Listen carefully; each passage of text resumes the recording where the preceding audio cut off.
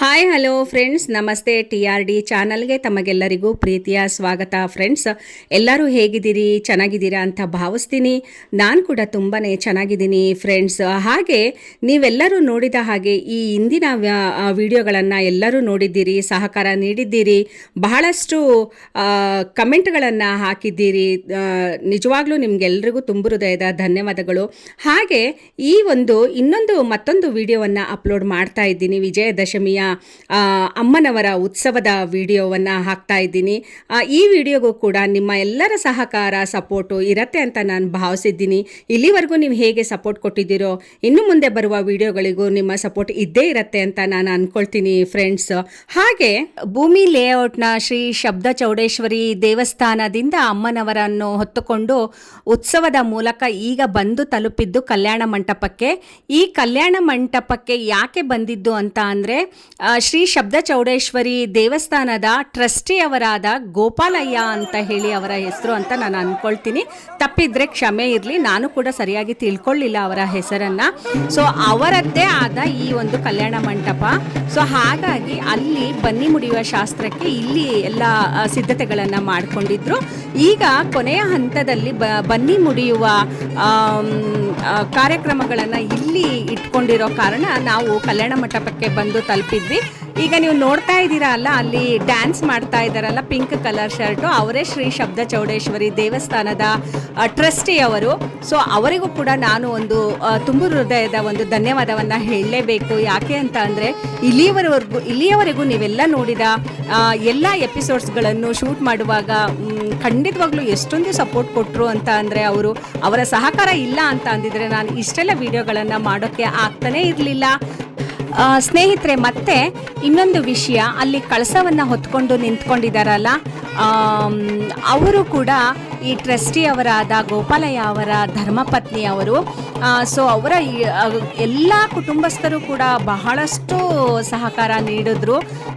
ಶ್ರೀ ಶಬ್ದ ಚೌಡೇಶ್ವರಿ ದೇವಸ್ಥಾನದ ಟ್ರಸ್ಟಿ ಅವರು ಇಷ್ಟೊಂದು ಸಹಕಾರ ನೀಡ್ತಾರೆ ಅಂತ ನಾನು ನಿರೀಕ್ಷೆ ಕೂಡ ಮಾಡಿರಲಿಲ್ಲ ಸ್ನೇಹಿತರೆ. ನಾನು ವಿಜಯದಶಮಿ ಹಬ್ಬದ ದಿನದಲ್ಲಿ ದೇವಸ್ಥಾನಕ್ಕೆ ಹೋದೆ. ಆಗ ಕೇಳಿದೆ, ನಾನು ವಿಡಿಯೋ ಮಾಡ್ಬೋದಾ, ನಂದೊಂದು ಯೂಟ್ಯೂಬ್ ಚಾನಲ್ ಇದೆ ಅಂತ ಹೇಳಿ.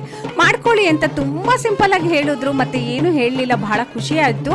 ಸೊ 9 ದಿನಗಳ ಕಾಲ ನಾನು ವಿಡಿಯೋವನ್ನು ಮಾಡಿದೆ. 9 ದಿನಗಳ ಕಾಲದ ವಿಡಿಯೋನ ನಾನು ಕಾರಣಾಂತರದಿಂದ ಅಪ್ಲೋಡ್ ಮಾಡೋಕ್ಕಾಗಲಿಲ್ಲ. ಆದರೆ ಕೊನೆಯ ವಿಜಯದಶಮಿಯ ದಿನದ ವಿಡಿಯೋವನ್ನು ನಾನು ಎಲ್ಲವನ್ನೂ ಅಪ್ಲೋಡ್ ಮಾಡಿದ್ದೀನಿ. ಸೊ ಹಾಗೆ ಅದರಲ್ಲಿ ಇದು ಒಂದು ಭಾಗ. ಅಲ್ಲಿ ಡ್ಯಾನ್ಸ್ ಮಾಡ್ತಾ ಇದ್ದಾರಲ್ಲ ಅವರೆಲ್ಲ ಅವರ ಕುಟುಂಬಸ್ಥರೇ. ಬಹಳ ಬಹಳ ಏನು ಹೇಳ್ತಾರೆ, ತುಂಬಿದ ಕೂಡ ತುಳ್ಕೊಲ್ಲ ಅಂತ ಹೇಳ್ತಾರಲ್ಲ, ಹಾಗೆ ಇದ್ದರು ಅವರ ಫ್ಯಾಮಿಲಿಯವರು ಎಲ್ಲನೂ. ಬಹಳಷ್ಟು ಜನ ದೇವಸ್ಥಾನಕ್ಕೆ ವಿಜಯದಶಮಿಯ ದಿನದಂದು ಬಹಳಷ್ಟು ಜನ ಕೂಡಿದ್ರು. ಬಟ್ ಹೆಂಗಿದ್ರು ಅವರು ಎಲ್ಲರ ಜೊತೆ ಅಂತ ಅಂದರೆ ತುಂಬಾ ಸಿಂಪಲ್ ಆಗಿ ಇದ್ರು. ಈ ವಾದ್ಯದ ತಾಳಕ್ಕೆ ಎಲ್ಲರೂ ಸ್ಟೆಪ್ ಹಾಕ್ತಾ ಇದ್ರು. ನನಗೂ ಕೂಡ ಒಂದು ಸ್ಟೆಪ್ ಹಾಕಬೇಕು ಅಂತ ಅನ್ನಿಸ್ತಾ ಇತ್ತು. ಆದರೆ ಏನು ಮಾಡೋದು, ನಾನು ಇನ್ನೂ ಈ ಲೇಔಟಿಗೆ ಹೊಸಬ್ಳಾಗಿರೋದ್ರಿಂದ ನಾನು ಸ್ಟೆಪ್ ಹಾಕೋಕ್ಕಾಗಲಿಲ್ಲ. ನನಗೆ ಸ್ವಲ್ಪ ಮುಜುಗರ ಅಂತ ಅನ್ನಿಸ್ತಾ ಇತ್ತು. ಸೊ ಅಲ್ಲಿ ಬನ್ನಿ ಆಂಟಿ ಸ್ಟೆಪ್ ಹಾಕಿ, ನೀವು ಏನಾಗಲ್ಲ, ಬನ್ನಿ ಆಂಟಿ ಅಂತ ಅಂತಿದ್ರು ಮಕ್ಕಳು. ಬಟ್ ನಂಗೆ ಆಗಲಿಲ್ಲ, ತುಂಬ ಮುಜುಗರ ಆಗ್ತಾ ಇತ್ತು. ಸೊ ಹಾಗಾಗಿ ಬಟ್ ಅವರೆಲ್ಲ ಒಳ್ಳೆ ಮಸ್ತ್ ಸ್ಟೆಪ್ ಹಾಕ್ತಾ ಇದ್ರು ಖುಷಿಯಿಂದ. ಬಹಳಷ್ಟು ನಾನಂತೂ ತುಂಬಾ ಎಂಜಾಯ್ ಮಾಡಿದೆ. ಈಗ ನೋಡಿ, ಕಲ್ಯಾಣ ಮಂಟಪದ ಒಳಗಿಂದ ಒಂದು ರೌಂಡನ್ನು ಅಮ್ಮನವರನ್ನು ಕರ್ಕೊಂಡು ಈಗ ಮುಂಬಾಗಿಲಿಂದ ಬಂದ್ವಿ. ಇಲ್ಲಿಂದ ಒಟ್ಟಿನಲ್ಲಿ ಹೇಳಬೇಕು ಅಂತ ಅಂದರೆ, ವಿಜಯದಶಮಿಯ ಕೊನೆಯ ದಿನದ ಅಮ್ಮನವರ ಉತ್ಸವ ಅಂತೂ ಬಹಳ ವಿಜೃಂಭಣೆಯಿಂದ ನಡೀತು ಸ್ನೇಹಿತರೆ. ಆದರೆ ಒಂದು ಬೇಜಾರು ಅಂತ ಅಂದರೆ, ನಾನು ಬಹಳ ತಡವಾಗಿ ಹಾಕ್ತಾ ಇರೋದ್ರಿಂದ ನನಗೆ ಬೇಜಾರಿದೆ. ಯಾಕಂದರೆ ಬಹಳಷ್ಟು ಕಾರಣಾಂತರದಿಂದ ನಾನು ವಿಡಿಯೋಗಳನ್ನು ಹಾಕೋಕ್ಕೆ ಆಗಲಿಲ್ಲ ನನಗೆ. ಸೊ ಆದರೂ ಕೂಡ ಹಾಕಲೇಬೇಕು ಅಂತ ಹಾಕಿದ್ದೀನಿ. ಲೇಟ್ ಆದರೂ ಪರವಾಗಿಲ್ಲ, ಹಾಕಲೇಬೇಕು. ಇದನ್ನು ಎಲ್ಲರೂ ನೋಡಬೇಕು, ಅಮ್ಮನವರ ಆಶೀರ್ವಾದ ತಮಗೆಲ್ರಿಗೂ ಸಿಗಬೇಕು ಅನ್ನೋ ಒಂದು ಕಾರಣದಿಂದ ನಾನು ಅಪ್ಲೋಡ್ ಮಾಡಿದ್ದೀನಿ ಸ್ನೇಹಿತರೆ. ಮತ್ತೊಮ್ಮೆ ತಮ್ಮೆಲ್ಲರಲ್ಲೂ ನಾನು ಕ್ಷಮೆಯನ್ನು ಕೇಳ್ತಾ ಇದ್ದೀನಿ. ಕಷ್ಟಪಟ್ಟು ಕಷ್ಟಪಟ್ಟು ವಿಡಿಯೋ ಮಾಡಿದ್ದೀನಿ, ಲೇಟ್ ಆದರೂ ಪರವಾಗಿಲ್ಲ, ನಾನು ಹಾಕ್ತೀನಿ ಸ್ನೇಹಿತರೆ. ಮುಂದಿನ ದಿನಗಳಲ್ಲಿ ಒಂದಷ್ಟು ಬಿಡುವನ್ನು ಮಾಡಿಕೊಂಡು ಟೈಮಿಗೆ ಸರಿಯಾಗಿ ವಿಡಿಯೋಗಳನ್ನು ಅಪ್ಲೋಡ್ ಮಾಡೋಕ್ಕೆ ಪ್ರಯತ್ನ ಮಾಡ್ತೀನಿ ನಾನು. ಸೊ ಈಗ ಮತ್ತೆ ನೀವೆಲ್ಲರೂ ಈ ವಿಡಿಯೋನ ನೋಡಿ ಹಾರೈಸ್ತೀರಾ ಅಂತ ನಾನು ಭಾವಿಸಿದ್ದೀನಿ.